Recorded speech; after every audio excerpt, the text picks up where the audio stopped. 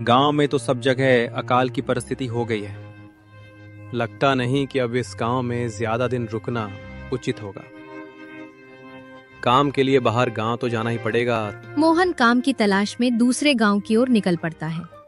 चलते चलते वो सूरजपुर गांव में आ जाता है। वहां उसका रहने का कोई ठिकाना नहीं था और उसके पास कोई काम भी नहीं था। चलते चलते वो एक अमीर किसान रघुनाथ सेठ के पास आ पहुंचता है। सेठ जी, मैं मोहन दूसरे गांव से आया हूँ। हमारे गांव में अकाल की परिस्थिति हो गई है। लोगों के खेत सूखे पड़े हैं। गांव में बूंद बूंद पानी के लिए लोग तरस रहे हैं। अगर मुझे आपके पास कुछ काम मिल जाएगा तो बहुत कृपा होगी बड़े भाई। अरे रे रे, लगता है तुम्हारी हालत बहुत खस्ता हो गई है। ठीक है, वैसे मेरे पास एक काम तो है, पर लगता नहीं कि तुम वो कर पाओगे। सेठ जी, आप चिंता ना करें। मुझे आप कोई भी काम दे सकते हैं। मैं वो काम पूरी मेहनत और ईमानदारी से करूंगा। अच्छा ठीक है मोहन, तो कान खोलकर सुन लो। मेरे पास 50 गाय और 50 भैंस हैं। तुम्हें हर रोज उन जानवरों का गोबर निकालना होगा और रोज सुबह शाम उन्हें चारा पानी देना होगा। महीने के आखिर में तुम्हें इस काम के लिए 200 रुपए मिलेंगे और हाँ, 2 वक्त का खाना भी हमारी तरफ से मुफ्त दिया जाएगा। बोलो, क्या तुम ये काम कर पाओगे? अरे बाप रे, 50 गाय और भैंसों को संभालना आसान काम नहीं है। पर अब मैं कुछ कर भी तो नहीं सकता और ऊपर से सेठ जी 2 वक्त का खाना भी दे रहे हैं। ठीक है सेठ जी, मैं ये काम कर लूंगा, पर एक विनती है। अगर आपको समस्या ना हो तो क्या मैं आपके गायों के साथ गौशाला में रह सकता हूँ? सेठ जी, मैं इस गांव में नया हूँ। मेरा रहने का कोई ठिकाना नहीं है। रघुनाथ सेठ थोड़ी देर तक सोचता है और मोहन को ऊपर से नीचे तक देखने के बाद उससे कहता है, ठीक है मोहन, तुम गौशाला में रह सकते हो। जी धन्यवाद सेठ जी। ठप से मोहन गौशाला में रहकर अपना काम करने लगता है। वो रोज जल्दी उठकर गाय और भैंसों का गोबर निकालता, उन्हें चारा डालता और समय पर पानी भी पिलाता था। हर रोज मोहन अपना काम ईमानदारी और पूरी मेहनत से करता था। रघुनाथ सेठ को भी मोहन का काम बहुत पसंद आने लगा, क्योंकि वो अपना काम सफाई से करता था। एक दिन रघुनाथ सेठ मोहन को बुलाकर उससे बोलता है, मोहन, मुझे तुम्हारा काम बहुत पसंद आया है।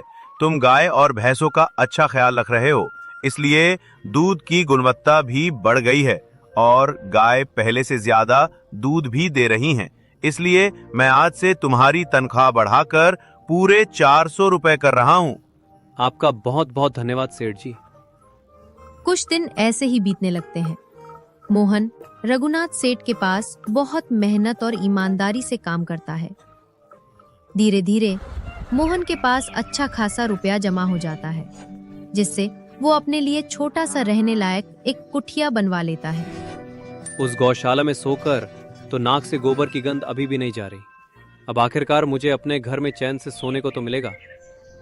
तब से मोहन रघुनाथ सेठ के पास गौशाला में काम करने आता और 2 वक्त का खाना खाकर अपने घर सोने के लिए चला जाता था। कई साल ऐसे ही बीत जाते हैं। मोहन की मेहनत के कारण उसके पास अच्छा खासा रुपया जमा हो जाता है। एक दिन मोहन रघुनाथ सेठ से बोलता है, सेठ जी, आजकल गांव में चोरी की समस्या बहुत बढ़ गई है और मेरे पास कुछ रुपए भी जमा हैं जो मैंने अपने घर में रखे हुए हैं। पर मुझे उन पैसों की चोरी की चिंता हो रही है। आपको तो पता है कि मैं दिन भर आपके पास ही काम करता हूँ और सिर्फ रात में ही घर सोने जाता हूँ। इसीलिए मुझे रोज उन पैसों की चोरी की चिंता सताती है। हाँ मोहन, तुम बात तो बिल्कुल सही कह रहे हो।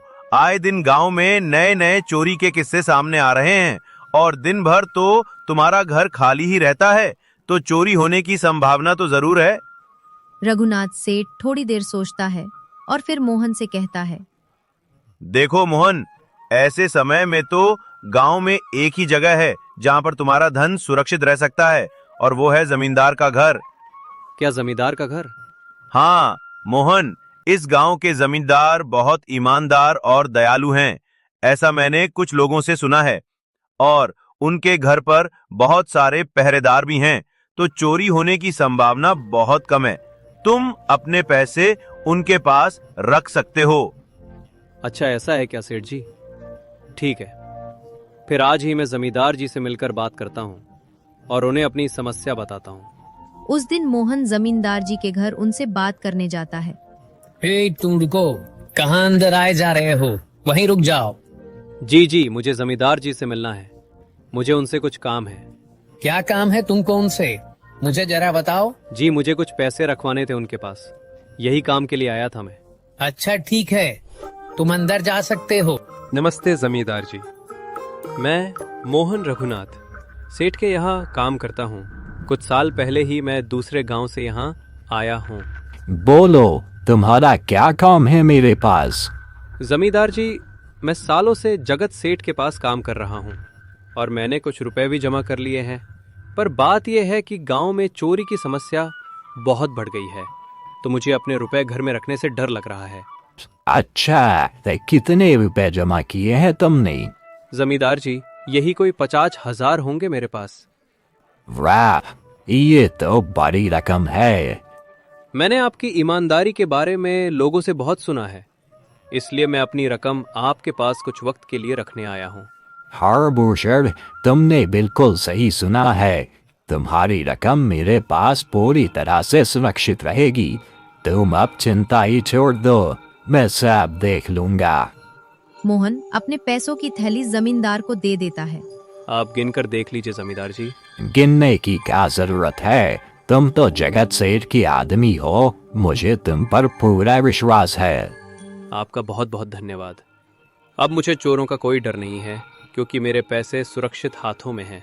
कोई बात नहीं, धन्यवाद तो मुझे बोलना चाहिए जो तुम मेरे पास आए अपने रुपए रखने के लिए। मोहन अपने पैसे जमींदार को देकर अपने घर चला जाता है। हाँ भूषण, तुम्हारे पैसे मेरे हाथों में ही अच्छी लगती हैं। ऐसे ही मोहन ईमानदारी और मेहनत से रघुनाथ सेठ के यहाँ काम कर रहा था। देखते ही देखते 2 साल ऐसे ही बीत जाते हैं। एक दिन मोहन सोचता है, अब बहुत साल हो गए जगत सेठ के यहाँ काम करते हुए। वैसे सेठ जी तो बहुत अच्छे इंसान हैं, पर सोच रहा हूँ कि खुद की जमीन लेकर उस पर मेहनत करूँ, तभी मैं बड़ा आदमी बन सकता हूँ। अब जो मेरे पास थोड़े कुछ पैसे हैं और जो जमींदार के पास कुछ पैसे संभालने के लिए दिए हैं, वो जमा करके थोड़ी जमीन खरीद लूंगा। आज ही जमींदार से मिलने जाता हूँ और अपने रुपए मांगता हूँ। ये सोचकर मोहन जमींदार जी के घर चला जाता है। जमींदार जी, मैं अपने रुपए वापस लेने आया हूँ। आपके पास मैंने 5,800 रुपए दिए थे संभालने के लिए। अरे भाई साहब, मैंने पहचाना नहीं आपको। वैसे कौन हो आप? अरे जमींदार जी, मैं मोहन हूँ। पिछले साल मैंने आपको पैसे संभालने के लिए दिए थे, याद आया कुछ जमींदार जी? अरे भाई साहब, मेरे पास कितने सारे लोग आते जाते हैं पैसे रखने के लिए, और सभी के साथ मेरा अच्छा व्यवहार होता है। वैसे आपके पास कोई कागजात हैं क्या? क्योंकि मैं हर व्यक्ति से कागज पर ही व्यवहार करता हूँ। किसने कितने पैसे दिए, किसके कितने पैसे रखे हैं, सबका व्यवहार रहता है मेरे पास। ये आप क्या बात कर रहे हैं? आपकी ईमानदारी देखकर ही मैंने आपको पैसे दिए थे संभालने के लिए, और आप अब ऐसी बातें कर रहे हैं। कृपया करके मेरे पैसे मुझे वापस कीजिए। हाँ भूषण, मैं ईमानदारी से ही काम करता हूँ, इसलिए तो तुमसे मैं डॉक्यूमेंट्स मांग रहा हूँ। क्या तुम्हें पता नहीं, जब तुम किसी से पैसों का व्यवहार करती हो तो तुम्हें स्टाम्प पेपर पर लिख कर देना पड़ता है। तुम किसी से भी पूछ सकते हो। नहीं जमींदार जी, मैं आपके पैर पड़ता हूँ, कृपया करके मेरे रुपए मुझे दे दीजिए। बड़ी मेहनत से मैंने वो पैसे जमा किए थे, मुझ पर ऐसा अन्याय ना करे। अरे क्या ये झूठ बोल कर रोना धोना लगाया है?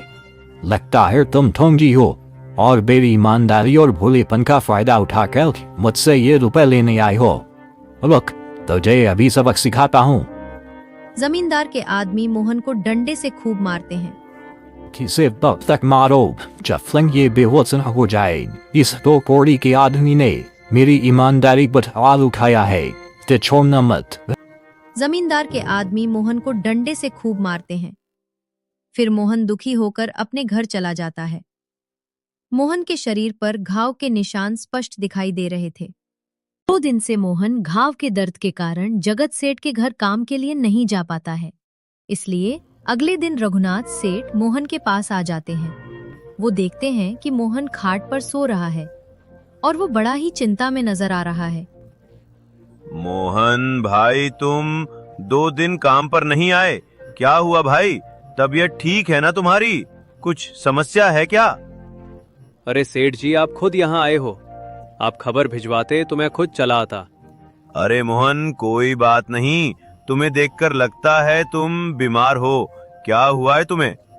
रघुनाथ सेठ, क्या बताऊं? जिस जमींदार के पास पिछले साल मैंने अपने पैसे संभालने को दिए थे, वो आज मुझे पैसे वापस नहीं करना चाहता। वो बहुत लालची इंसान है। वो लोगों को ठग रहा है। और जब मैंने बाद में गिड़गिड़ाना शुरू किया तो उसने डंडे से मार मार कर मेरी पिटाई करवा दी और मुझे वहां से धक्के मार कर निकाल दिया।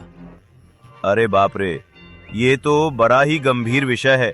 मैंने तो जमींदार के बारे में अच्छा ही सुना था, पर मुझे भी नहीं पता था कि वो इंसान इतना गिरा हुआ है।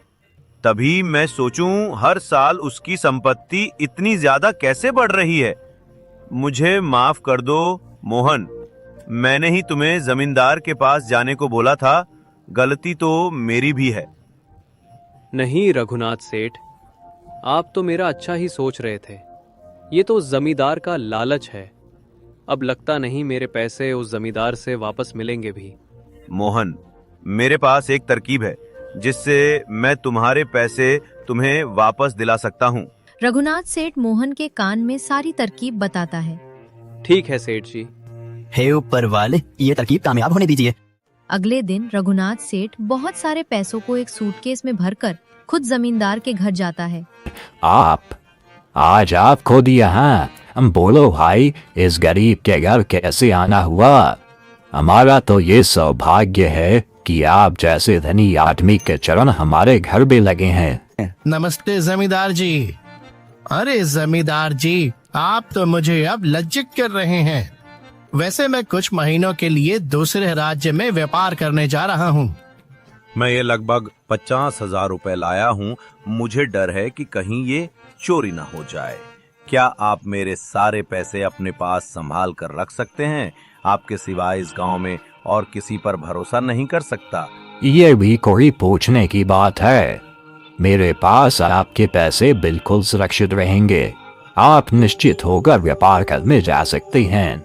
इस बार तो बड़ी मछली हाथ लगी है। बार बार ऐसा मौका नहीं मिलता। भारी माल हाथ में लगने वाला है। तभी वहाँ पर मोहन आ जाता है। अच्छा हुआ तुम आ गए। मैं तुम्हारे पास ही आने वाला था। मुझे माफ करना, उस दिन तुम्हें पहचान नहीं पाया। इतने सारे लोग मेरे पास आते हैं तो जरा परेशानी होती है, पर मैं अपनी बातों का बड़ा पक्का हूँ। फारूको, मैं तुम्हारे सारे पैसे अभी देता हूँ। जमींदार मोहन के सारे पैसे उसे लौटा देता है। माफ करना भूषण, मेरे आदमियों ने तुम्हारे साथ उस दिन बदतमीजी की। मैं आज ही उनको काम से निकालता हूँ। मोहन बिना कुछ बोले वहाँ से चला जाता है। अरे क्या बात है जमींदार जी, आप तो अपनी बातों के बहुत पक्के हैं। तो ठीक है, मैं अपने सारे पैसे आपके पास रख सकता हूँ। रघुनाथ सेठ इतना बोल ही रहा था कि तभी वहाँ रघुनाथ सेठ का नौकर आ जाता है। मालिक, अब आपको बाहर के राज्य में जाने की कोई जरूरत नहीं है। अभी अभी व्यापारियों का संदेश आया है और उसने कहा कि वो खुद हमारे गांव आ रहे हैं। अरे ये तो बहुत बढ़िया बात हुई। अब मुझे इतनी दूर नहीं जाना पड़ेगा। सुन रहे हो जमींदार जी, व्यापारी यहाँ आ रहे हैं। अब मुझे नहीं लगता कि ये पैसे आपके पास रखने का कोई मतलब होगा। चलो, आपका बहुत बहुत धन्यवाद। आपने इतनी ईमानदारी दिखाई मुझे। हाँ, पर अगली बार जरूर आपके पास ही आऊंगा। ऐसा बोलकर रघुनाथ सेठ और उसका नौकर वहाँ से अपने पैसे लेकर चले जाते हैं। ना तेरी की, ये क्या हो गया? ये 50,000 तो चले गए और जो भूषण के 5,800 रुपए हड़प लिए थे वो भी चले गए। आपका बहुत बहुत धन्यवाद सेठ जी। भूषण, कोई बात नहीं। जो व्यक्ति मेहनत और ईमानदारी से कमाता है, ऊपर वाले उसका कभी बुरा नहीं होने देते, और जो हराम की कमाई का खाता है उसका कभी अच्छा नहीं होने देते।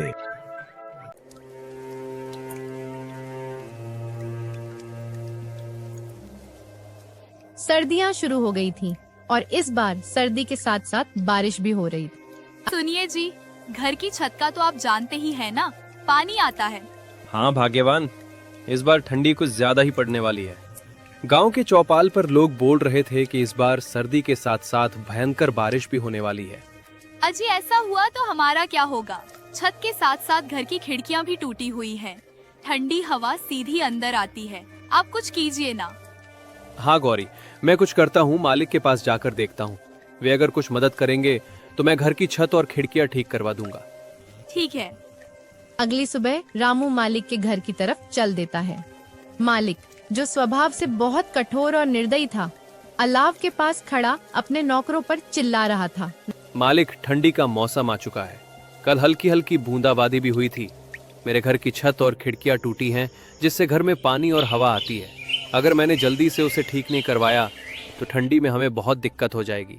मैं और मेरी पत्नी तो किसी तरह दिन काट लेंगे, लेकिन मेरी छोटी सी बेटी है, वो इतनी ठंडी में उस टूटे फूटे घर में नहीं रह पाएगी। अरे रामू, तू उसमें मैं क्या कर सकता हूँ? मालिक, आप मुझे थोड़े बहुत पैसे उधार दे दीजिए, मैं अपने झोपड़े की मरम्मत करवा लूंगा। दिन रात मजदूरी करके आपका उधार चुका दूंगा। अरे तने अभी तो इतना काम भी न कर रहा जो मैं तने उधार दे सकूं। अभी मेरे पास पैसे कोन्या, सर्दी की वजह से सारा धंधा चौपट हो रहा है। अरे मालिक, मैं तो मदद की उम्मीद से आपके पास आया था, लेकिन आप तो उल्टा मुझसे मेरा ही रोजगार छीन रहे हो। ऐसा मत करो मालिक, मत करो। रामू के इतनी मिन्नतें करने के बाद भी उसका मालिक धर्म से उसकी एक नहीं सुनता। बेचारा रामू दुखी मन से वापस चला आता है। रामू दिन भर जगह जगह काम ढूंढता है, लेकिन उसे कहीं भी काम नहीं मिलता। सुबह से रात हो गई। गौरी को बोलकर आया था कि छत का इंतजाम कर दूंगा, लेकिन यहाँ तो नौकरी भी चली गई। घर ठीक होना तो छोड़ो, खाने तक का इंतजाम नहीं कर पाया। रामू चाय की एक दुकान के आगे बैठा यही सब सोच ही रहा था कि तभी आसमान में काले बादल छा जाते हैं और जोर जोर से बिजली कड़कने लगती है। हे भगवान, लगता है बारिश होने वाली है। मुझे तुरंत घर पहुंचना होगा, वरना गौरी अकेले कैसे संभालेगी। रामू जल्दी जल्दी अपने घर की तरफ दौड़ता है। वह कुछ दूर ही चला था कि तभी जोर जोर से बारिश शुरू हो जाती है। हे ऊपर वाले, ये कैसी परीक्षा ले रहे हो? पहले क्या आपको हमारे दुख कम लग रहे थे, जो ऊपर से ये बेमौसम की बारिश और शुरू कर दी? धीरे धीरे बारिश बढ़ जाती है और चारों तरफ पानी ही पानी हो जाता है, मानो कोई समुद्र हो, जिससे रामू का उसमें चल पाना बहुत मुश्किल हो गया था। हे भगवान, एक तो इतनी ठंडी और ऊपर से ये तेज़ बारिश, मेरे तो हाथ पैर सुन्न पड़ रहे हैं। इतने पानी में चल पाना भी मुश्किल हो गया है। घर पर बेचारी गौरी अकेली परेशान हो गई होगी। रामू एक पेड़ के नीचे रुक जाता है और बारिश के थमने का इंतजार करता है। काफी देर इंतजार करने के बाद भी बारिश रुकने का नाम नहीं लेती। चल रामू, इस बारिश का कोई भरोसा नहीं, ये रुके या ना भी रुके, अब घर की ओर चलना ही होगा। रामू उस तेज बारिश में घर के लिए चल पड़ता है। जहाँ तक उसकी नजर जाती थी सब ओर पानी ही पानी था। छोटी छोटी झोपड़ियाँ तो पानी में ढहकर बह गई थी। यह देखकर रामू को अपने घर की चिंता होने लगती है। बेचारा रामू जैसे तैसे करके अपने घर पहुँचता है, लेकिन जो वह देखता है उसके होश उड़ जाते हैं। घर में पानी भरा हुआ था और आधी आधी दीवार तक पानी पहुँच गया था। गौरी, तुम ठीक हो ना? राधा ठीक है ना? हाँ, हम दोनों ठीक हैं। देखो, मैंने मुन्नी को ऊंचे पलंग पर बिठा दिया है, लेकिन हमें घर का सारा पानी बाहर निकालना होगा। हाँ, चलो भाग्यवान, निकालते हैं। वे दोनों बाल्टी भर भर कर घर से पानी निकालने लगते हैं, लेकिन जितना पानी वे निकालते उतनी ही देर में उससे भी दुगुना पानी घर में भर जाता। अरे राधा, मेरी बच्ची, तुम डरो मत, सब ठीक हो जाएगा। हाँ बेटा, मत डर। लेकिन बेचारे इस समय कर ही क्या सकते थे। रात के आखिरी पहर बारिश रुकती है और वे जैसे तैसे उस रात को बिताते हैं। यह बारिश का सिलसिला यूं ही कुछ दिन तक जारी रहा। रोज रोज गौरी और रामू को घर का पानी निकालना पड़ता। एक दिन वे सब घर के बाहर खड़े थे। जी, ऐसे कब तक चलेगा यह? हर रोज बारिश का पानी भरने से घर पूरा खोखला हो गया है। अब कर भी क्या सकते हैं भाग्यवान, कोई और रास्ता भी तो नहीं है। तभी अचानक से जोर का तूफान आया और बारिश शुरू हो गई। देखते ही देखते रामू का सारा घर बारिश में पूरी तरह ढह गया। हे भगवान, ये क्या हो गया? हमारी आखिरी उम्मीद भी खत्म हो गई। हमारा घर ही टूट गया। अजी, शुक्र मनाओ कि घर ही टूटा है। मुन्नी और हम दोनों बाहर ही हैं। अगर हम लोग अंदर होते तो सोचो क्या होता। हाँ भाग्यवान, तुम ठीक कह रही हो। भगवान का लाख लाख शुक्र है कुछ अनहोनी नहीं हुई। लेकिन अब ऐसे में हम राधा को लेकर कहाँ जाएंगे? इतनी ठंड और बारिश में भीगकर हम सब बीमार हो जाएंगे। अजी, अभी तो आज रात कहीं सर छुपाने की जगह मिल जाए वही काफी है। कल का कल देखेंगे। हाँ, वो हमारे पड़ोसी मंगत भैया है ना, उन्हीं के यहाँ चलते हैं। हाँ, आप सही कह रहे हो। मंगतू हमारी मदद जरूर करेगा। दोस्ती किस काम आएगी। और वे दोनों अपनी बेटी को लेकर मंगतू के घर की तरफ उस तेज बारिश में चलते हैं और दरवाजा खटखटाते हैं। अरे भाई, इतनी तेज बारिश में इतनी रात को कौन दरवाजा बजा रहा है? अजी, बैठे बैठे बातें बना रहे हो। जाकर देखोगे तब पता चलेगा ना। भाग्यवान, तुम ज्यादा मत बोलो, चुपचाप पकौड़े बनाओ। शिवा दरवाजा खोलता है। अरे कुछ ठीक नहीं है शिवा भाई, तेज बरसात की वजह से हमारा घर ढह गया है। सड़क पर आ गए हैं हम लोग। बीवी बच्चों को लेकर कहाँ जाता, इसलिए यहाँ आ गया। आज की रात क्या हम तेरे घर में रुक सकते हैं? देख भाई रामू, दोस्ती यारी अपनी जगह ठीक है, मैं तुझे रख भी लूं, पर तेरी भाभी कभी नहीं मानेगी। और वैसे भी पूरा परिवार एक साथ, माफ करना भाई, मैं नहीं रख सकता। तू कैसी बात कर रहा है शिवा? मैंने भी हमेशा तेरे अच्छे बुरे वक्त में तेरा साथ दिया है, और आज जब मुझ पर मुसीबत आई तो तू मुंह फेर रहा है। ऐसा मत कर मेरे भाई, एक ही रात की तो बात है। मेरी बच्ची बीमार हो जाएगी। सब समझता हूँ रामू, पर मैं नहीं रख सकता। अभी तुम कोई और जगह तलाश कर लो। रामू कुछ और बोल पाता, उससे पहले ही शिवा ने उसके मुंह पर दरवाजा बंद कर दिया। ये लो जी, पकोड़े खाओ। कौन था दरवाजे पर? अरे भाग्यवान, वह रामू और उसका पूरा परिवार था। उसका घर टूट गया है, इसलिए यहाँ रुकने को आया था। मैंने बाहर का रास्ता दिखा दिया। अजी, लखन तो आपका अच्छा दोस्त है ना। उन्होंने हमारी कितनी बार मदद की है। आपने यह ठीक नहीं किया जी। अरे मैंने कोई धर्मशाला खोल रखी है क्या, जो हर किसी को रख लूं? और कैसा दोस्त? अब उसके पास ना घर रहा ना कुछ और, तो वह मेरे किस काम का? मैं दोस्ती तभी तक रखता हूं जब तक सामने वाले से फायदा हो। भगवान से डरिए जी। वक्त बदलते देर नहीं लगती। कहीं ऐसा ना हो कि यह आपके बड़े बोल आप पर ही भारी पड़ जाएं। अरे भाग्यवान, ऐसा कुछ नहीं होता। ये लो पकोड़े खाओ, बड़े ही स्वादिष्ट बने हैं। उधर शिवा बरसात के मजे ले रहा था, तो वहीं लखन का परिवार तेज बारिश में बीच सड़क पर भीग रहा था। अजी, आप तो मेरे दोस्त कह के जान लुटाते थे ना, और उसने तो हमें एक रात घर में रुकने तक नहीं दिया। अरे भाग्यवान, वही तो बात है ना, बुरे वक्त में ही पता चलता है कि कौन अपना है और कौन पराया। लेकिन शिवा से मुझे ये उम्मीद नहीं थी। गौरी मुन्नी का माथा छूकर देखती है और चिल्ला पड़ती है।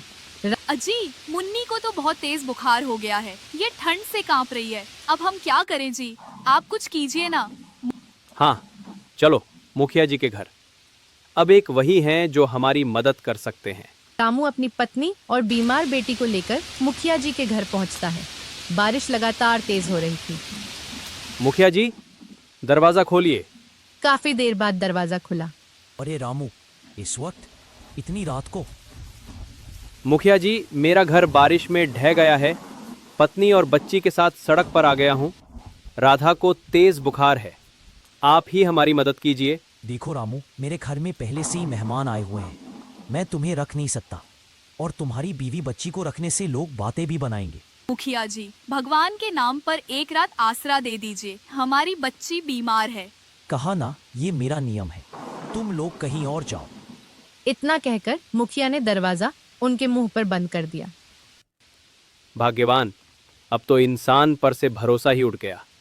दोस्त ने धोखा दिया, मुखिया ने मुंह फेर लिया, अब हम कहाँ जाएं? अजी, अब तो केवल भगवान ही हमारी मदद कर सकते हैं। तभी गांव के बाहर एक पुराने पेड़ के नीचे बैठे बूढ़े बाबा नजर आए। उनके चेहरे पर तेज चमक थी। बेटा लखन, तू इतना दुखी क्यों है? बाबा, बारिश ने सब कुछ छीन लिया, घर ढह गया, बेटी बीमार है, दोस्त और मुखिया दोनों ने मुंह फेर लिया, अब कोई सहारा नहीं है। बेटा, इंसान से उम्मीद मत रख, ईश्वर पर भरोसा रख। ले, यह थैली, इसमें तेरे लिए वरदान है। बाबा ने एक छोटी सी पोटली लखन के हाथ में दी। बाबा, इसमें क्या है? सूरज निकलेगा, ये पोटली खोलना, जो कुछ भी मिलेगा उसका सही उपयोग करना। याद रखना, मुसीबत इंसान को मजबूत बनाने आती। इतना कहकर बाबा वहाँ से ओझल हो गए। रामू और गौरी को जैसे नई उम्मीद मिल गई। अजी, यह तो कोई चमत्कार है। बाबा कहाँ से आए और अचानक कहाँ गायब हो गए? भाग्यवान, ये सब भगवान की लीला है। अब सुबह का इंतजार करते हैं। अगली सुबह बारिश थमी और सूरज निकला। रामू ने बाबा की दी हुई पोटली खोली। अजी, इसमें तो चमचमाते सोने के सिक्के हैं। हाँ भाग्यवान, बाबा ने हमारी किस्मत बदल दी। इनसे हम नया घर बनाएंगे और बेटी का इलाज भी कराएंगे। इस तरह ईश्वर ने रामू और उसके परिवार की मदद की। रामू को बाबा के आशीर्वाद से सोने के सिक्के मिले। उसने सबसे पहले राधा का इलाज करवाया। धीरे धीरे उसका बुखार उतर गया और वह पहले जैसी हंसने खेलने लगी। रामू ने गांव में ही नया पक्का घर भी बनवाया। उधर शिवा और मुखिया की किस्मत बदलनी शुरू हुई। अरे यार, ये क्या हो गया? मेरी दुकान में अचानक आग लग गई, सारा माल जलकर राख हो गया। शिवा सिर पकड़कर बैठ गया। हे भगवान, मैंने गलती की, रामू जैसा सच्चा दोस्त खो दिया। उसी समय मुखिया जी भी अपनी समस्या से जूझ रहे थे। अरे ये कैसी आफत है, मेरा अनाज भंडार पूरा पानी में डूब गया, खेत भी बर्बाद हो गए, अब तो खाने तक का संकट खड़ा हो गया। मुखिया जी, आपसे गरीबों का दुख देखा नहीं गया था। आपने लखन और उसके परिवार को दरवाजे से भगा दिया था। अब देखिए, ईश्वर ने सब छीन लिया। मुखिया सिर झुकाकर सोचने लगा। सच है, मैंने बहुत बड़ा पाप किया। गरीब की मदद करने के बजाय उसे ठुकरा दिया, यही मेरे दुख का कारण है। इस तरह वक्त ने सबको सबक सिखाया। शिवा और मुखिया दोनों समझ गए कि इंसान चाहे कितना भी बड़ा क्यों ना हो, लेकिन दूसरों के साथ अन्याय करेगा तो एक दिन उसका भी बुरा समय जरूर आएगा। बाबा के आशीर्वाद से मिले सोने के सिक्कों का सही उपयोग करके रामू ने अपनी जिंदगी को नई दिशा दी। उसने सबसे पहले बेटी राधा का अच्छा इलाज करवाया। राधा अब बिल्कुल स्वस्थ हो गई और पूरे घर में उसकी किलकारियां गूंजने लगी। इसके बाद रामू ने गांव में एक पक्का घर बनवाया। घर छोटा जरूर था, लेकिन उसमें प्यार और खुशियां बहुत बड़ी थी। अजी देखिए, अब हमारा भी अपना एक सुंदर घर हो गया। हाँ भाग्यवान, मेहनत और ईश्वर पर भरोसा रखने से ही इंसान की किस्मत बदलती है। रामू ने केवल अपने परिवार का ही नहीं, बल्कि पूरे गांव का ख्याल रखना शुरू किया। उसने अपनी कमाई का कुछ हिस्सा गरीबों की मदद में लगाना शुरू किया। लखन भाई, तुम सच में बहुत नेक इंसान हो। भगवान ने तुम्हें यूं ही नहीं नवाजा। जब सबने तुम्हें ठुकराया, तब भी तुमने किसी से नफरत नहीं की। यही तुम्हारी सबसे बड़ी ताकत है। धीरे धीरे रामू की इज्जत पूरे गांव में फैल गई। अब लोग किसी भी संकट में सबसे पहले रामू के पास आते। वह गांव के लिए एक सच्चा सहारा बन गया। लखन की नई शुरुआत ने पूरे गांव में एक मिसाल कायम कर दी। जहां पहले लोग उसे गरीब और लाचार समझते थे, अब वही लोग उसकी इज्जत करने लगे।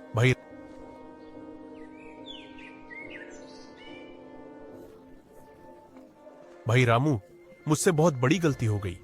तूने मदद मांगी तो मैंने तुझे धोखा दिया। आज सब कुछ खोकर समझ आया कि असली दौलत दोस्ती और ईमानदारी है। शिवा, बीती बातों को भूल जाओ। अगर इंसान अपनी गलती मान ले और सुधर जाए तो उसे माफ कर देना चाहिए। सुनकर मंगतू फूट फूट कर रो पड़ा। मुखिया जी, ईश्वर हमें हमारे कर्मों का फल देता है, लेकिन अभी भी देर नहीं हुई है। अगर आप गरीबों और मजलूमों का साथ देंगे तो आपका समय भी सुधर जाएगा। इंसान का असली धन पैसा नहीं, बल्कि दूसरों का विश्वास और दुआएं हैं। मेहनत और सच्चाई से जीने वाला इंसान चाहे कितनी भी आंधी तूफान क्यों न देखे, लेकिन अंत में जीत उसी की होती है। कहानी हमें यह सिखाती है कि इंसान को कभी भी कठिनाई में अपने दोस्त या जरूरतमंद का साथ नहीं छोड़ना चाहिए। बुरे वक्त में दिया गया सहारा ही असली दौलत होता है। और सबसे बड़ी बात, ईश्वर पर भरोसा रखकर नेक काम करने वाला इंसान कभी हारता नहीं। रामू की सच्चाई और दयालुता से गांव का माहौल बदल गया। अब गांव के लोग एक दूसरे की मदद करने लगे।